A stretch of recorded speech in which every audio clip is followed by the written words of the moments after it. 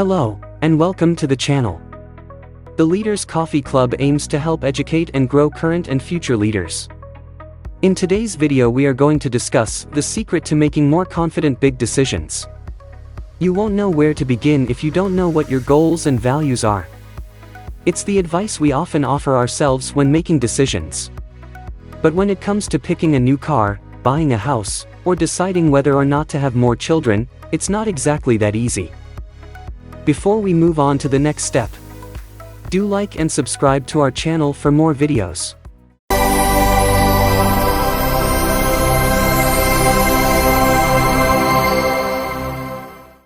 Life has always been full of difficult decisions, but the stakes feel so much higher when you're responsible for more than just yourself, and you may find yourself feeling overwhelmed, or even paralyzed when confronted with mundane options. If only making decisions about your future could be as simple as a spreadsheet of pros and cons. It's not. There is no such thing as the right decision most of the time, and choices are not simply black or white. We're always looking for a magic formula, but the reality is that people's decision-making can vary greatly depending on their priorities and values. Whatever decision you make, the most important thing is to make the best one for you and your specific circumstances. Here are 8 simple but effective ways to boost your decision-making confidence. Identify your objectives. You'll feel as if you're making decisions without a map unless you identify your personal objectives. When we don't closely examine our objectives, it leads to questionable decisions, unsatisfying achievements, and the unease of not knowing who you are and where you're going. A vague idea of where you want to end up is preferable to nothing, but objectives that are specific and measurable serve as better roadmaps. I want to make more money, for example, isn't very helpful when deciding whether to look for a new job. Determine how much money you want to make instead. You'll have a specific number to plan around, as well as a tangible way to see if you're getting closer to your goal or not. If you're faced with a major decision, try to be as specific as possible in describing your desired outcome. It inspires you and gives you the extra incentive and energy to push harder for it when you can really imagine your objective as if you're living it. Define your values. Similarly, your values should guide your decisions, much like a compass, because you won't feel confident or rewarded if your choices don't align with them. However, knowing your values in terms of one-word concepts like honesty or kindness is insufficient. Instead, consider what you are most passionate about in life and why. Sure, being honest is good, but many people believe that there are times when it is better not to be honest, or at least not candid.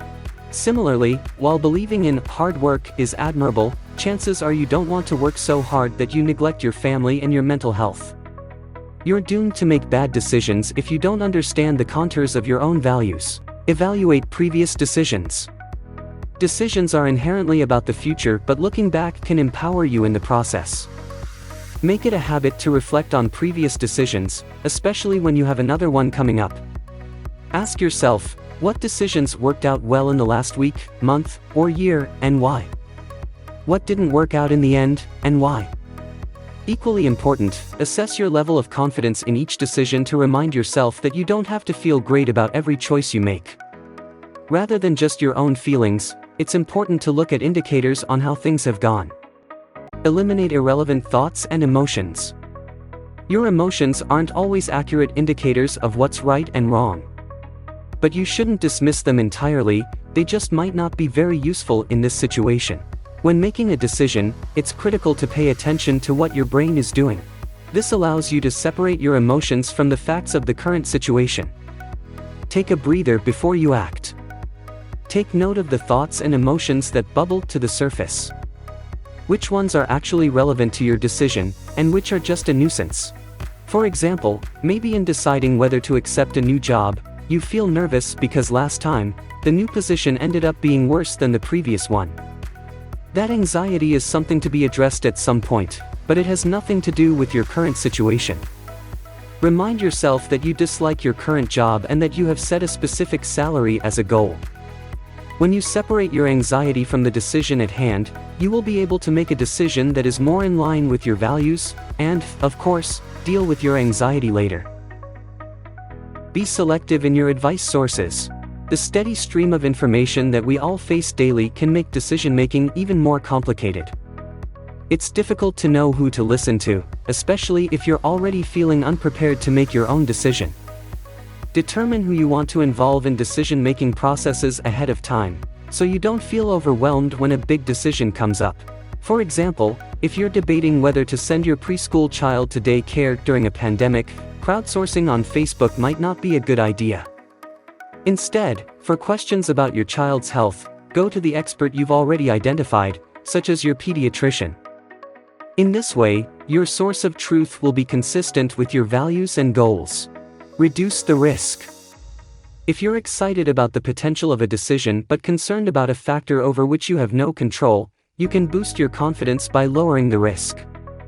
For example, suppose you've identified travel as a value and set a goal to take your family to Disney World this year, but you're worried the trip won't work out, or that flying during a pandemic will be too dangerous. You have a few options in this case: purchase refundable tickets, drive, or plan to travel when the pandemic reaches a certain threshold. Identifying simple ways to reduce risk can boost your confidence and the likelihood that your decision will go as planned. Have faith in your instincts. Although your feelings are not always reliable sources of truth, learning to trust your gut is an important part of decision-making, especially when the stakes are high. But what exactly does your gut tell you in these situations? Your values and objectives, as well as your conscience and sense of safety and danger, all play a role. Sometimes those gut feelings are emotional, such as a sinking feeling, and other times they are physical, such as a tightening stomach or a hot flash. Believe these instruments, which have evolved over thousands of years. If you have a strange feeling about something, I'm willing to bet it's strange. Don't be afraid to make mistakes. Finally, remember that you are allowed to make mistakes. If you're worried about a decision, ask yourself, what's the worst that could happen? Answer yourself truthfully. Then, until you run out of answers, keep asking, then what? Most of the time, you'll discover that your level of concern is unwarranted, and other times, you'll realize that you were considering a risk that wasn't worth taking. I hope that this video is very helpful for you. So do like and subscribe to our channel for more videos.